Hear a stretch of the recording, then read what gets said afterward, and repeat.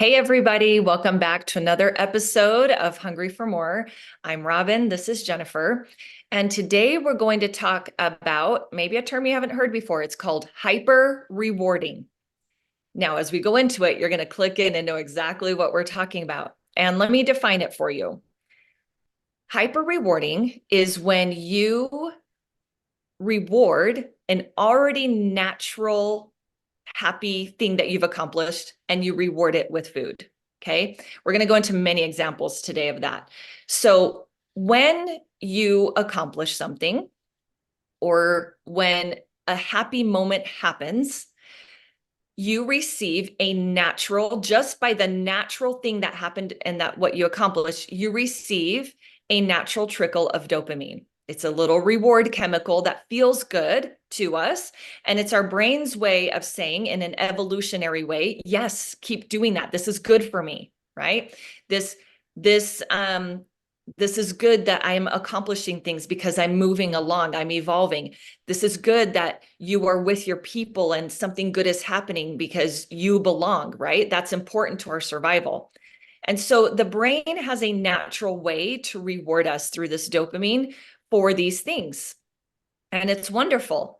But what we've tend to do, what we've all done, because this is so normal in society, is that we take those moments and we take those accomplishments and that natural dopamine, we hyper reward it, we up level it with food. And of course, we're turning to the foods that give us the big dopamine hits, like the processed sugars and treats. Okay. And so what happens when we do this is we train our brains that when we are in this state of accomplishment, the state of belonging, that we need the reward. It's this artificial reward. We want to hyper reward the moment. And what happens is we just bypass the natural satisfaction that comes from achieving that thing or from experiencing this happy moment, connected moment with our people. And we miss feeling that natural benefit of it, that natural reward. And also where it's going to bring a negative impact is when we're doing this on a constant basis. Of course, it's going to impact our weight management. We're kind of burdening our bodies with more for it to process through and deal with. So today we're going to talk about that. We're going to go into some examples. Give me an example, Jen, of how you've used food to hyper reward a moment. Oh my goodness. Well, so many ways. And I've hyper rewarded my children and I've hyper rewarded Totally. the youth at church and you know what I mean? Like it's so obvious to see. But one of my, I used to be this person where I like had this list and I'm like, okay, when I get this done, I can have a cookie. And then Mm-hmm. when I get this done, my favorite is when you finish a hard workout at the gym and you're walking out and there's the whole candy display on the counter. I'm like, that doesn't even make sense it didn't even make sense to me when I was hyper rewarding. But how about the one where I used to go to somebody who was helping me with my food and weight loss years ago, and I would go weigh in weekly and I would have had a 2 pound loss.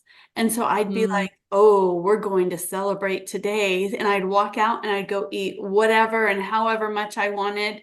And I would treat myself. So losing the 2 pounds was so exciting. But yeah. it's almost like the focus changed to now I get to celebrate and I'm going to go eat this food. And it was more about the reward than that natural. So I see it all the time. Yeah. Kids get good grades at school, they get a certificate, right? Go get a free ice cream cone, go get this. And I'm not saying this stuff is bad. You can see all the different places rewards come into action. Like I just went on, and sometimes this is one that I still find my mind doing sometimes. I went on a hike today. I literally have over 20,000 steps. Mm-hmm. I'm going home and I'm going to have a bowl of ice cream. Like I can hear my head still thinking that way sometimes. So Yeah. you've earned it. It's good. Where like I'm usually on an adrenaline high just from the awesome hike.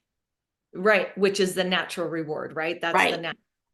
dopamine you're getting. Yeah. So for me, when I became aware of this, where I started to see it, I mean, it was everywhere in my life, but it was like if I cleaned my house, I would finish and get a bowl of ice cream or a treat.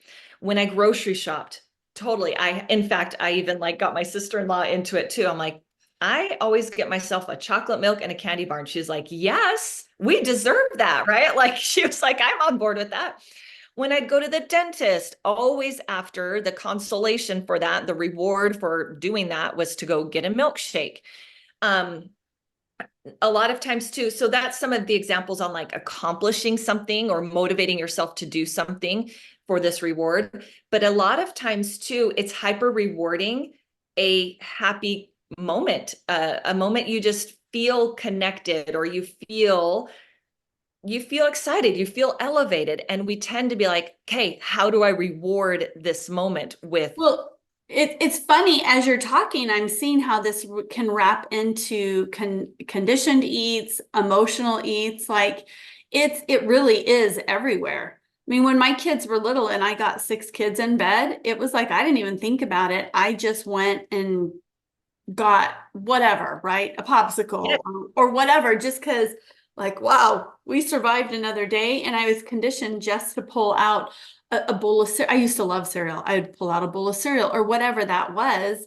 So it was Mhm. like conditioned. It was also emotional because I was at the end of this hard day and I Yep, was rewarding myself. It was all of it. exactly. Yep, it definitely does fall into both of those categories.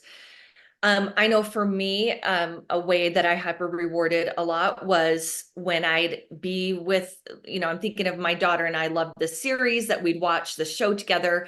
And when she came to me, she's like, Mom, the next season dropped. My very first reaction was, let's go get a swig and a cookie.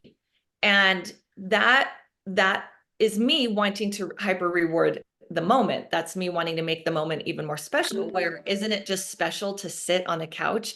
And her and I, like, even the opening song to it, we just get like all giddy about it, like to be giddy and to be excited and to have her right next to me and enjoying the moment. My brain went straight to the hyper reward. So anytime like I'd be on an outing with my family, I was just telling you yesterday, my family and we had a special occasion that we participated in together that's really meaningful to us. And I was having the remembrance of like, I remember in the past needing to go, and now let's go get a treat and let's do that. And we're not saying that's never what you're going to choose to do. We're just right now showing you guys all the different ways. And then we're going to talk more about this and how to navigate it. But I was thinking about how, like, this, I definitely would have told myself or had made plans to go and get a treat after. But yesterday was like, no, the event itself is so special. The event itself, being there together and experiencing this together, is the reward and how we were feeling from that. And I'm not cheating anybody of anything by not going out. Right. Yeah. Right. Okay, so moving forward, I mean, this episode is going to air the week after the Super Bowl. But I'm going to bring this up now because I'm thinking about this because the Super Bowl is Sunday. So it happens to be at 4. It's going to go through the dinner hour, and I'm hosting this huge party here.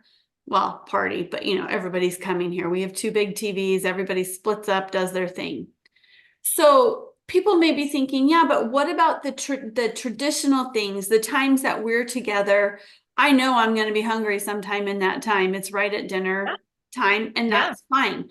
But like, I'm on this group feed with family, and people are like, oh, we have to have this. Oh, we have to. It's like there's all these foods they have to have, right, for the Super Bowl. So, how do you navigate? How would you tell someone to navigate the difference between hyper rewarding versus like to eat there without feeling like they're just having this experience, right? Yeah. With the Yeah. food and everybody. Yes. Okay. So what I would say if somebody brought that to me, I would say that yes, bring those foods that are meaningful to you. We are going to have like emotional connection and energetic connection to foods and what they do for us. That's You can keep those parts. Okay? It's just the use of them, how you're using them in your life, and is it serving you? Is it benefiting you? So in the Super Bowl situation, it would be like, go to the Super Bowl either hungry or knowing you'll get hungry while you're Right. experiencing that. And so then you will eat whatever it is. And you can have those things that are like, oh, this is always the thing we bring or what I look forward to. Keep all those parts, right? And eat consciously so that when your body says, oh, that was amazing, thank you, but I'm done now, that you honor that. And within that, you can prioritize what's really important for you to eat. So there's still this place for pleasure with food.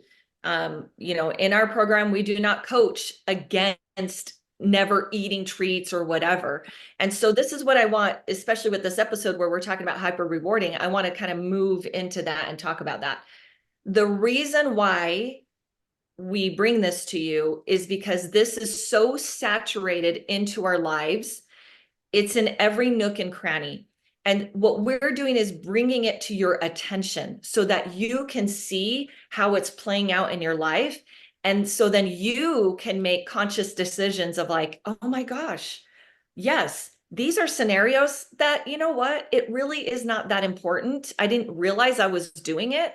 And that's not that important. I can let these go. I can let the natural reward of cleaning my house be my reward. I don't need Right. to hyper reward on top. But we're not saying, okay, when you clean the house, it's a no. When you do this, it's a yes. That's your authority. That's for you to do.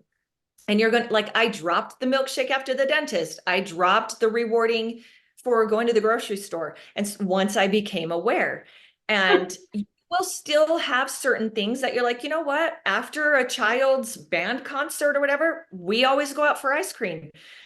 Okay, do that, right? You can choose to still do that. Yes, we're hyper rewarding maybe, but that's okay. And there's still things that I choose to do. But when you minimize a lot of them, then you're going to burden your body less. You're going to be doing this less, and you can really start to learn how to appreciate the natural reward of those moments. And that means something. I know for me, like watching movies with my kids, of course, at times we'll do popcorn and stuff, but instead, like back, with my daughter, when this happened, I was actually in the middle of doing this work and learning it. So I caught myself right when I said that.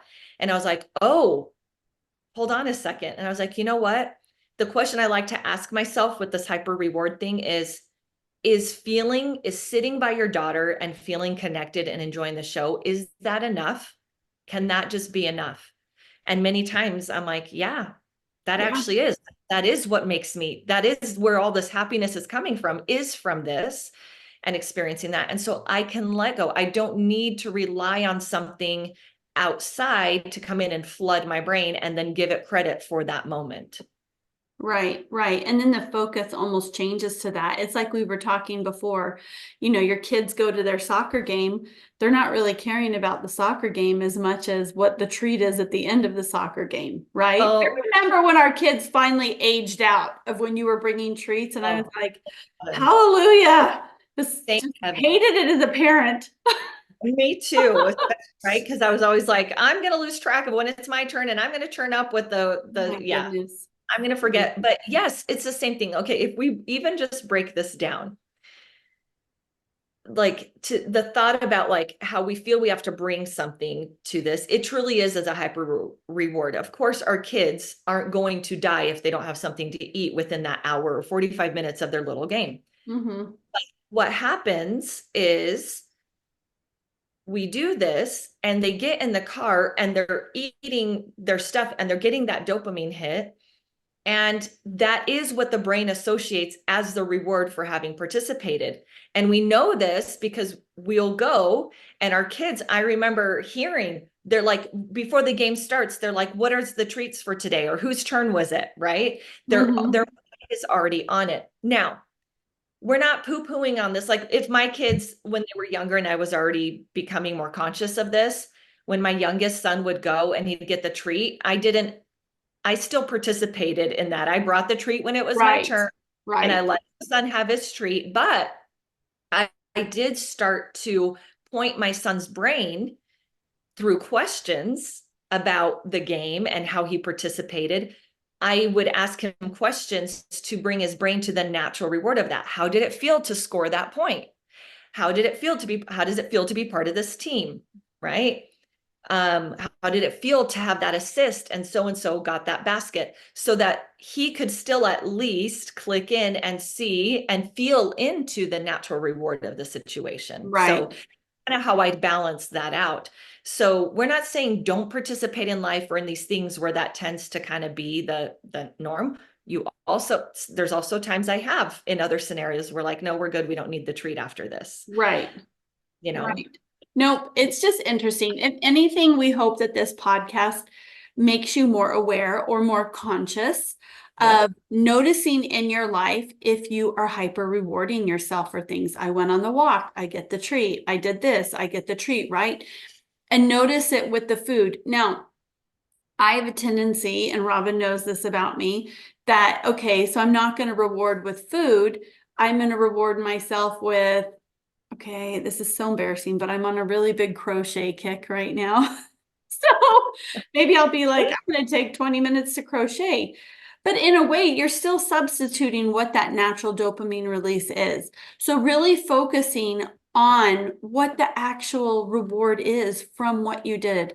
I just walked 3 miles. My body is so happy about that right now. I'm having good Yeah. feelings go through it. It's awesome. And really focusing on that. And just try and notice it throughout the week. If you make a conscious effort to notice it, it'll be very interesting to see if you recognize that maybe you are hyper rewarding yourself with food. Yeah, such good points. And there is a thing to eat truly to experience the pleasure of the food. Yeah, There is a thing, there is a thing to do our hobbies, like in your case, to crochet, where it is that wonderful, that feeling that you get from doing it. There is a place for those things, but yes, when right, you're using those things to reward yourself, especially with the high dopamine hit of these foods, you miss the natural impact of that. And so when you substitute it, it's kind of the same thing. So it's like, right, yeah, you're still going to crochet and find time for that and enjoy it, but notice how you're using it at times where right. it's just like, hey, checking in. So like, I kind of just want to go through that with you. Like when you shared, when you were doing the Weight Watchers and you'd weigh in and you'd lose the 2 pounds, how did it feel? What was the natural reward of that? How did it feel to experience that accomplishment? Oh man, you're ecstatic. You're so happy to see the scale move in the direction you want it to move in, right? And you're thrilled. And I'm very competitive. So with myself, I'm competitive with myself. And Mhm. so with that, it's just like a big pat. You are so happy. You're on cloud 9. Yeah, you feel accomplished. You're proud of yourself. You're like, you followed through, right? Those are beautiful rewards. And they're a natural, they don't feel the same as eating a cheesecake to your brain. Right. Okay. But they're beautiful things that we still want to be present with. We even tell clients, even if you're going to choose to go ahead and hyper reward, right? So if you've kind of chosen, picked and choose, and you're like, yeah, I've let go of plenty, but there are certain things that I still want to, that's fine. But before you do, still bring your mind to the awareness and feel into that natural reward of it, or you're missing out. You're Yeah. missing out. Recognize it. You're not as connected to yourself. Yeah. Or how does it feel? I'm thinking to myself, when I do accomplish that to-do list and you finish that, or I participate in something that feels really good. It's, it's that by design, we were meant to feel rewarded for that. Right. And Right. so accept it, right? Sit with that. Enjoy that ride home after that family outing that you did. Enjoy thinking about each of the people you were with and how much you love them and what you're going to remember from this and what kind of cracked you up. Take your mind to those things rather than like, how am I going to make this more special with a treat? Yeah. It really makes a difference for sure. Absolutely. 100%. All right. Take notice and see if there's something, if you can just enjoy the moment without the Mhm. addition. Okay. Yeah. Have an amazing week and we will see you next time.